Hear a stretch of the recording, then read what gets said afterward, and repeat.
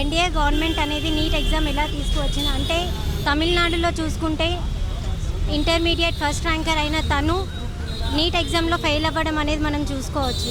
At least తను pass అయినా అవ్వాలి, కానీ తను ఎలా ఫెయిల్ అయింది? తను చనిపోయినప్పుడు అంటే నీట్లో ఫెయిల్ అయిన దాన్ని తను తీసుకోలేక ఎన్డీఏ గవర్నమెంట్కి ఒక లేఖ రాసింది. నేను ఇంటర్మీడియట్ స్టేట్ ఫస్ట్ ర్యాంకర్ని అయ్యి నేను నీట్లో ఎలా ఫెయిల్ అయ్యాను?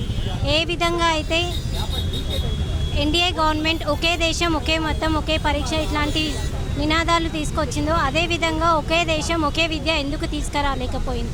ఒకే దేశం అన్నప్పుడు ఒకే పరీక్ష పెట్టినప్పుడు ఒకే విద్యను ఎందుకు తీసుకురాలేకపోయింది అనేది నేను ఎన్డీఏ గవర్నమెంట్కి క్వశ్చన్ చేయాలనుకుంటున్నాను. అదేవిధంగా ఈ సంవత్సరం నీట్ పరీక్ష పెట్టినప్పుడు ఒకేసారి 27 మందికి ఫస్ట్ ర్యాంక్ ఎలా వచ్చింది? అంత కఠినమైన పరీక్షలు అంటే పేపర్ లీకేజ్ ఏం జరగలేదంటారా? దీని మీద గవర్నమెంట్ అనేది స్పందించాలని నేను క్వశ్చన్ చేస్తూ.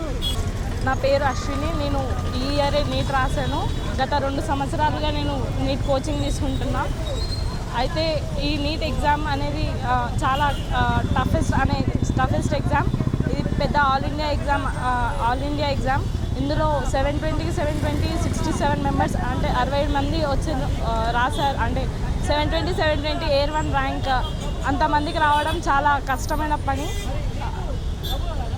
ఇందులో నేను చాలా అంటే గత 2 సంవత్సరాలుగా కోచింగ్ తీసుకుంటున్నా.